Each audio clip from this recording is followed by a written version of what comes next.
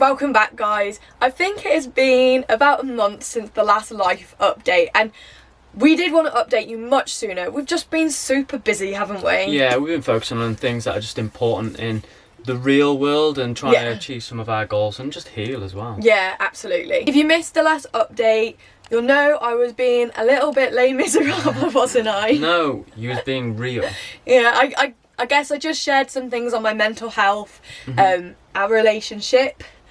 And these are tough things to talk about, especially on a camera to thousands of people as well. Putting your relationship like on social media is difficult. Yeah, I think it's just because on social media everything is perceived as perfect, and so when you actually share the truth, it's daunting anyway, but then it's like, how is that possible? People question it, but fortunately, most people were so supportive and loving. So yeah, thank you to everyone who shared some love with us. You know, there was only the odd troll, which was okay. Yeah, they're always out there. So I also spoke about burnout and the lumps I found on my underarm and groin area. Yeah, we're not going to keep you long today, guys. It's going to be a quick one. Just going to do a few updates and everything, but we've got some really exciting news to share with you. So first one, health, which to be honest, I think you all diagnosed me over on the YouTube comments, so thank you for that. I have swollen lymph nodes in my armpit, which just come and go down to stress, so I need to basically stop being stressed. Yeah, I was going to say, somehow. And then I've also got cysts on my groin, which is just disgusting, but I just need to keep an eye on them, and again, they come and go. When it comes to mental health, I did speak to the GP. I was very proud of myself.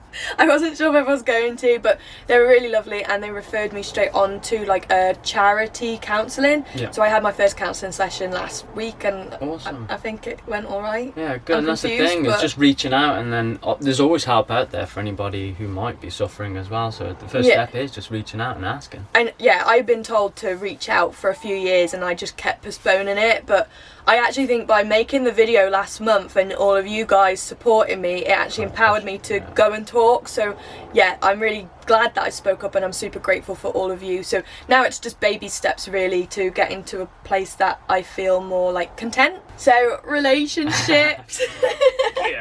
Obviously Sam is here, and he was here in the last episode, so yeah, we've been working on some things, haven't we? We basically spent pretty much the entirety of August apart, and we was kind of figuring out what we wanted, where we were kind of heading, and how we were going to get there. And I think it was definitely good for us to have time apart and reconcile and understand what we wanted from each other. We work, we live together, we do all of our activities together, whereas like I guess maybe a more regular couple would be going into an office 9 to 5, so you have time apart, and then you come back and you're all excited to see each other in the evening, which we kind of didn't get. We, you know, absence makes the heart grow fonder, and we had zero absence. And obviously, like Nick said, we're basically in each other's pockets pretty much 24/7, and one of the main things that I guess you perceive on Instagram or social media is that we're having such an awesome, lovely time. It looks like a holiday. We're going around and we're seeing all these awesome places and filming, but it's not a holiday. No. We don't really get to enjoy too much of the places that we go to. Normally we're there and doing quite a lot of work, and we're filming, and then we're driving to other locations, so we don't really get like a holiday to just lie down and relax and just chill in the sun. And I know some of you watching this may be like, well, it's your fault that you haven't slowed down. Obviously, when we were going fast, we were really enjoying it, and then you just kind of get stuck in the swing of things, and it wasn't until I hit burnout really that we sat back and realised what the mistakes were that we made. We're human, we make mistakes, that's what it is. It's inevitable, and I'm sure we'll make a few more. But no, this doesn't mean we don't love van life anymore. We absolutely love it. Like, that's not going to change. Yeah, not at all. And as you know, being in a house, you can go to another room and take some space away from each other, where you can't in a van. So I think we might have a solution to this, so stick with us.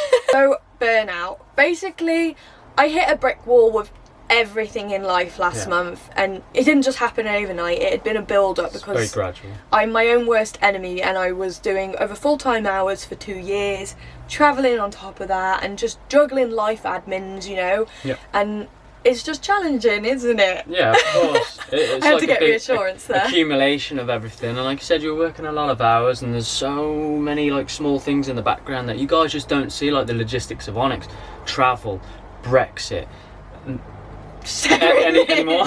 Yeah, like managing sponsors, accounts, chasing money that hasn't been paid for like 30 days, you know? So we didn't even get any money through August because one of the brands decided not to pay us. So that plays on my mental health because I'm like, oh, we've got no money this month, even though like, you know we planned in advance for the money to be there, but I guess external events can affect that. So basically, I've looked at the workload and I've realised I do a lot of free work. You know, all of the content we put out, unless there's a sponsorship, is free work, isn't it? And long term, it's not sustainable. I love doing the work. I love helping, but I've also come to realise that it doesn't help me. Yeah, and I've definitely realised that you love to help people, especially like on Instagram if people are reaching out or sending messages. I'm always replying. You're always everything. there to then reassure or help or provide some kind of assistance, no matter like whether they've ever spoke to you before, whether it's just literally a one-off. And it's not that I don't want to help going forward. I'm not saying, oh, don't message me. I'm just saying I'm not going to be instant in replying. Yeah. Maybe these days I will just try and say like, oh, every day at around 4 o'clock I might go on to all of my socials and reply to whatever I can in the hour, I guess rather you just have than to manage it a bit more. Everything, like in terms of your time and what you can allocate and how much assistance you can actually really provide to people. Because if you're helping absolutely everybody, then you're going to neglect other stuff as well. Yeah. Because So your following's just growing. Basically, the content's still going to be there. There's still going to be helpful content. It just won't be daily because I was doing daily on Instagram, wasn't I? So instead, it might be like 2 to 3 times a week. YouTube, however, will remain exactly the same, and it'll be weekly unless we just want to take a week off. And I'm going to be happy with that going forward, rather than stressing. Yeah. So I think that's what's going to happen with the whole like burnout side, and then maybe when I'm feeling good again I might take on all the work again. I don't know, we'll see. So next steps, so with the mental health and the burnout, basically I'm just going to be taking everything one step at a time. That's all I can do. I need to just stop worrying about the past and the future and just focus on the present. Whatever, I don't know. I have been listening to you guys. I have been trying my absolute best. So yeah, that is the plan with that. I was going to say, have you been reading The Power of Now or something? Like no, I quoting haven't. It pretty much. I actually haven't. And that brings us on to van life. What are we going to do about van life? Well, we've only got a van. Look at it. Look at this beauty. Wow. Honestly, so excited to start another project, aren't we, Sam? Yeah, it's been a while since we've last built, and I think this is going to be the 5th one between us, so... Yeah, 5th van build. I think we're crazy, aren't we? I'm aching to get ready. So as you can see, it is... ugly. Very ugly inside. The blue is definitely going. We'll cover everything, the build and the design and stuff in future videos, but for now... got a van and it's absolutely really stellar. Excited. It was such a good steer. The reason why we have bought another van as well is because of the space. We keep banging on about space, and when we were in the Shropshire in North Wales area, which is where we tend to dwell because that's where our family and friends are, we are still really stuck together because our van is our vehicle and our home, so we don't have another vehicle to just like pop off and do things.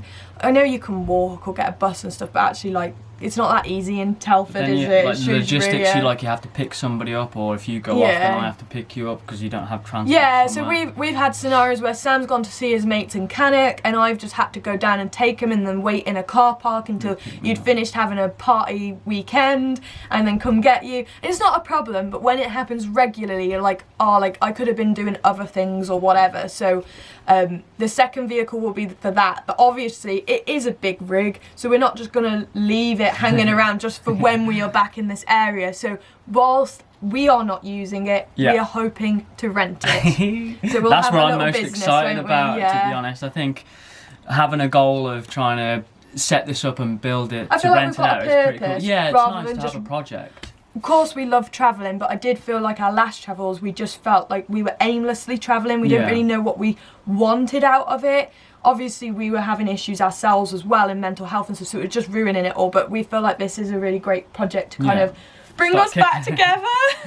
It's nice to kick something off and have like joint focus on something. And I really enjoyed doing that, like the build on the Boxer, so I think it would be fun to do another one. And just get stuck in, man. I'm excited. Yeah. Honestly, I've been wanting to pull down these walls and stuff, but I'm like, no, we've got to film things first before we rush on ahead. So this build is going to be probably the slowest build I've ever done. Just do it nice and meticulous. But I think even my dad is like super excited. How many times you're not going to start on it? I'm like, no, I've got to work still in between, so it's not like we can just do and this. Film it and stuff. So yeah, guys, that is our life update. We're super excited. If you've got any questions at all or about the van build, let us know in the comments below. If there's any videos you want us to make in particular on the van build, let us know, because we're kind of hoping to just like film absolutely everything, aren't we, on it at this time. And it's not going to be one of those perfect van build videos. We're going to talk you through why we've made decisions or why we haven't, and the mistakes and all that kind of stuff, because that happens. It might be informative as well as enjoyable to just watch. It might be. They just might be. We'll see where they go. Anyway, guys, you know what to do if you've enjoyed our vlogs. Give us a thumbs up, subscribe, and turn on those notifications. Nailed it. Yeah, and we'll catch you next week, guys. Ciao. Ciao.